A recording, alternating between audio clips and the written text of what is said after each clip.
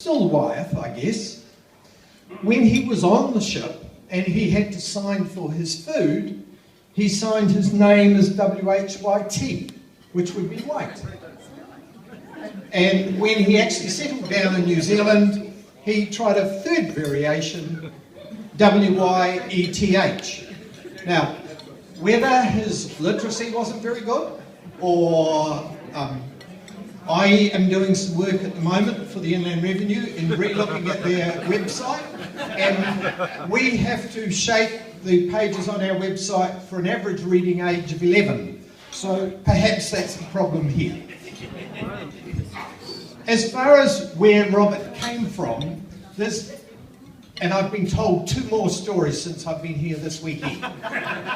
But the most popular ones have him starting in Jamaica.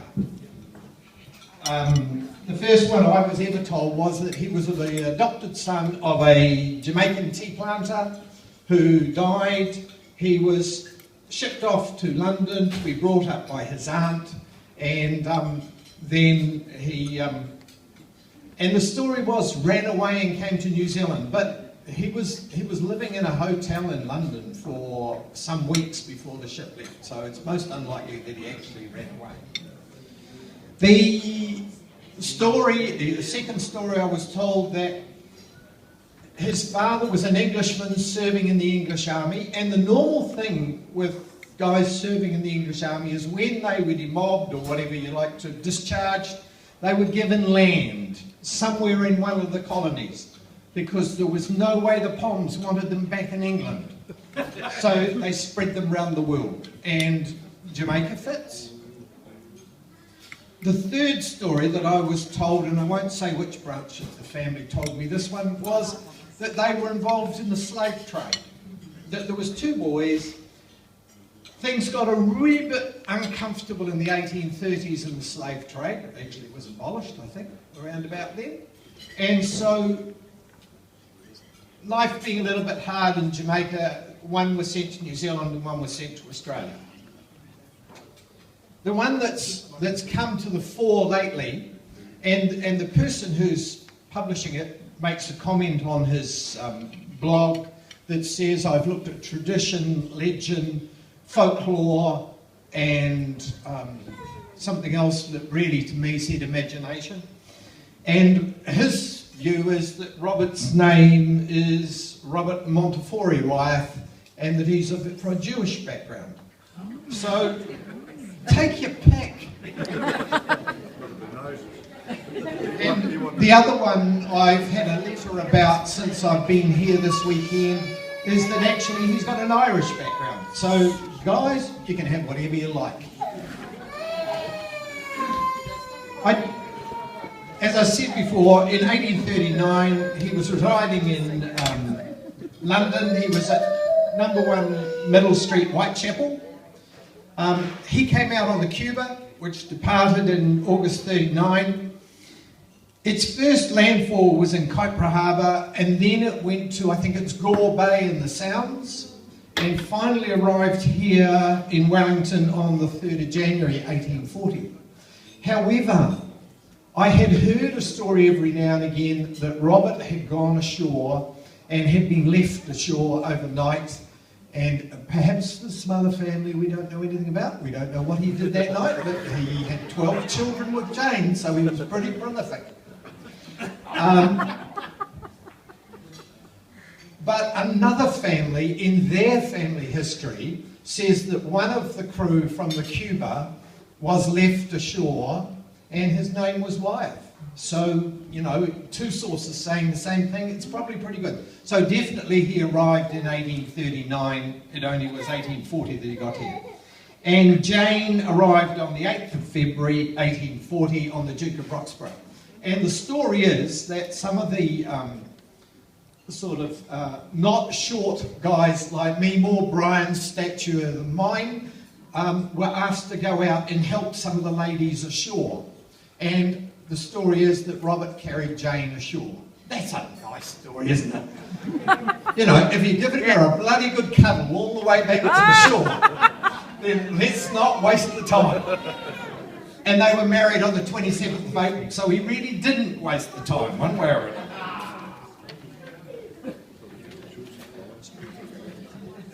So if you know your Wellington history, they first started to build things up at Lower Hutt, and then the Aurora arrived and there were floods and they didn't like living in the swampy Petonia area, so they moved to Wellington.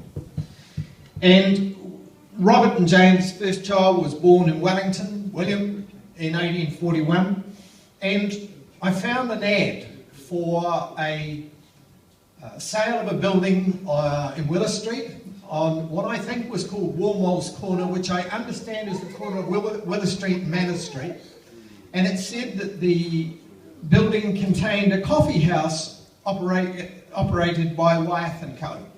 So in 1842, in New Zealand, we had a coffee house. In Wellington, we had a coffee house. Yeah. And we're still not doing bad in that way, are we? In Wellington, they had 5 children in total. So William, Charles, Maria, Sarah, and Thomas were all born in Wellington. During that time, as Brian mentioned yesterday, they had the earthquake. They all decided they were going to leave. They hopped on the Subaru. It headed out into Schaefer's Passage. You shouldn't go through Schaefer's Passage, but the captain thought the wind was better that way. And that was a very unfortunate thing to do because the ship went down. And parts of it were rescued and used for various buildings in Wellington.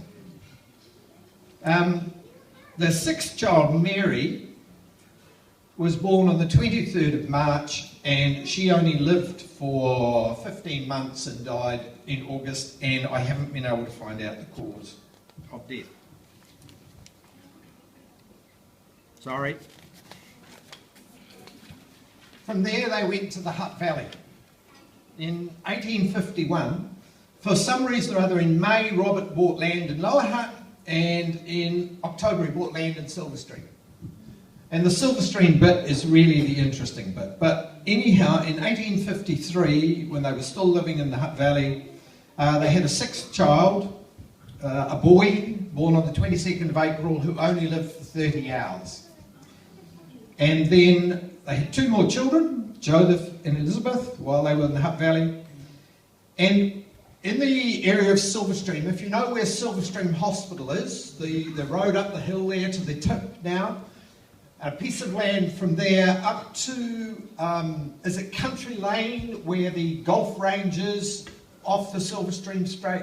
That piece of land was half owned by the Wyeths and half owned by the Sykes. And Robert at that time was a licensed victualler. He was running a pub called the Barley Mow. And it must have been on a little bit higher land because he had built a group of houses towards the flat, and on the 18th of January 1858, serious floods, 3 houses washed away, and 13 lives lost. None of them were Wyeths. There's a story in Thomas's, I think his 40th wedding anniversary. He said that they were saved by a tree that came down and stopped in front, was stuck in front of their house and acted as a groyne, and the water went round their house rather than washing their house away. So that was 1858. To me, the sad part of that story is 9 months later, the body of Sarah Stanaway was found. She was a young lady, there was sort of 12 or 13, and it fell to Maria, who was going to school with her. Maria was 13 at the time, and she had to identify the body, which probably wouldn't have been a very nice task after 9 months.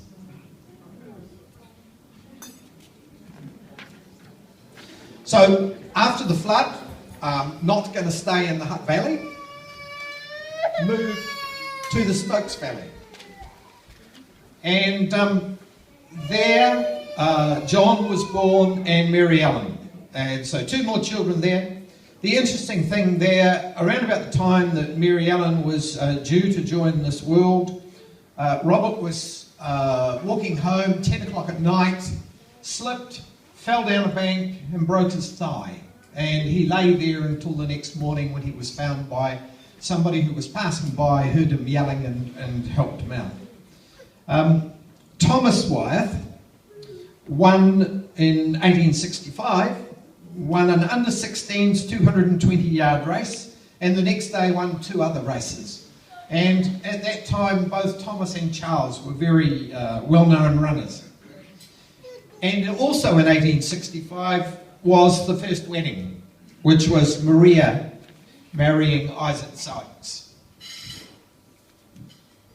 The other thing that happened at this time was, and then 1866, Sarah married Walter Harris, and in those couple of years, 66, 67, they had 3 grandchildren born. So they didn't muck around. I didn't say that.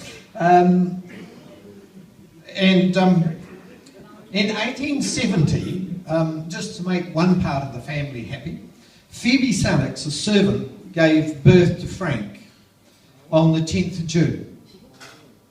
That was okay. That was okay for a servant to have a child, that was fine.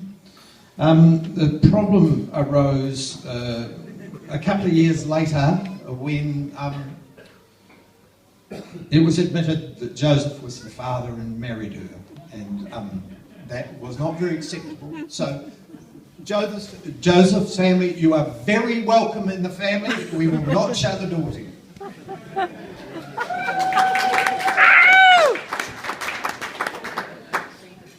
One of the other things that happened, well, 2 other things that happened, and I'm going to finish on a sadder note. Thomas Wyeth, who, as I said before, was having quite a good athletics career, was injured in a bushfilling accident in 1871, and that was the end of his athletics career. And also in 1871, on the 15th of April, Isaac Sykes was crossing the Hutt River in a wagon, got into trouble and drowned. And I guess that made the first widow in the family. So 1873, they moved to Masterton, and that's my story of what happened prior to 1873 to the Wyeth family in New Zealand. Okay, thank you.